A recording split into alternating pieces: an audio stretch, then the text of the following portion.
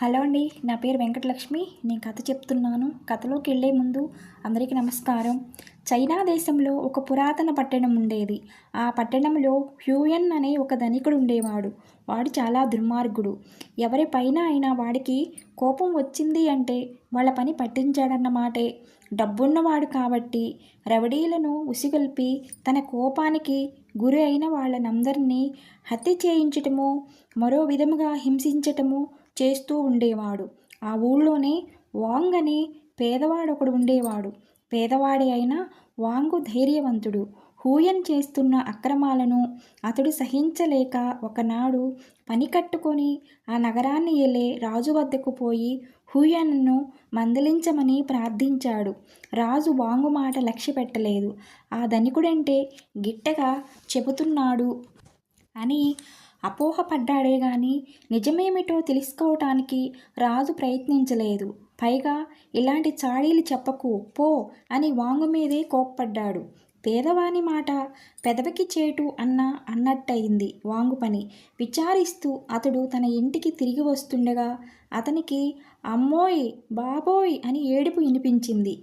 ఎవరు అని వాంగు అక్కడికి పోయి చూసేసరికి హూయన్ ఒక ముసలిదాన్ని కొరడా పుచ్చుకొని తోలు ఊడు వచ్చేటట్టుగా బాదుతూ ఉన్నాడు. వాడు పళ్ళు బిగించి 24, 25 అని లెక్క పెడుతూ కొడుతూ ఉండేసరికి వాంగుకి గుండె నీరైపోయింది. కోపం ఉబికి వచ్చింది.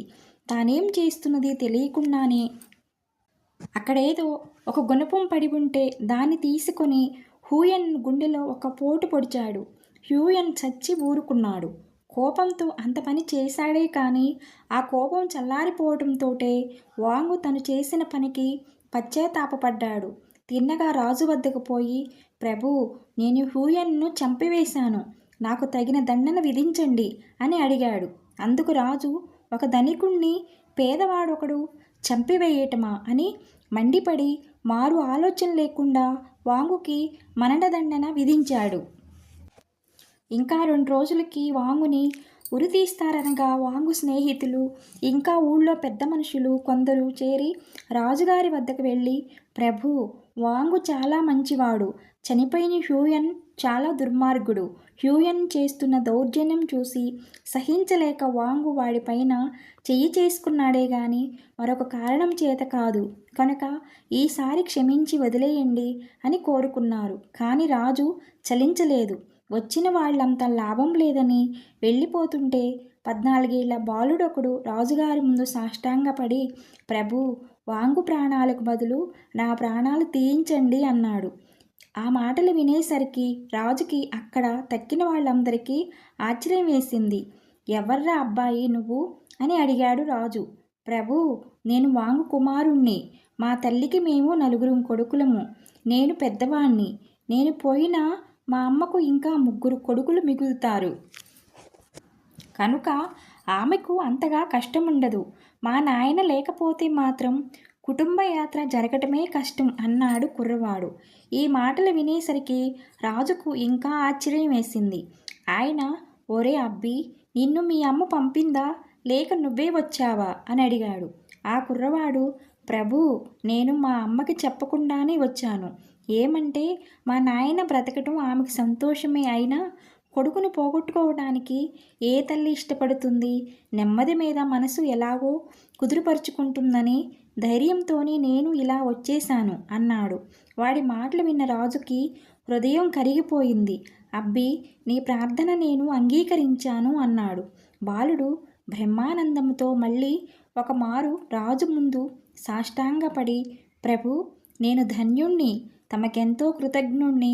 ఎల్లుండి వరకు ఆగటం ఎందుకు? ఇప్పుడే మా నాయనను చెర నుండి విడుదల చేయించి ఆయన స్థానంలో నన్ను ఉరితీయించండి అని ప్రార్థించాడు.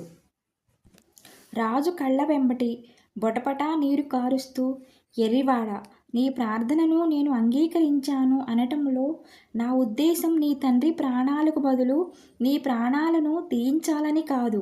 నీ వంటి ఉత్తమ బాలుడు చిరాయువై వర్ధిల్లాలు కానీ ఇలాంటి దుర్మరణానికి పాలు కాకూడదు.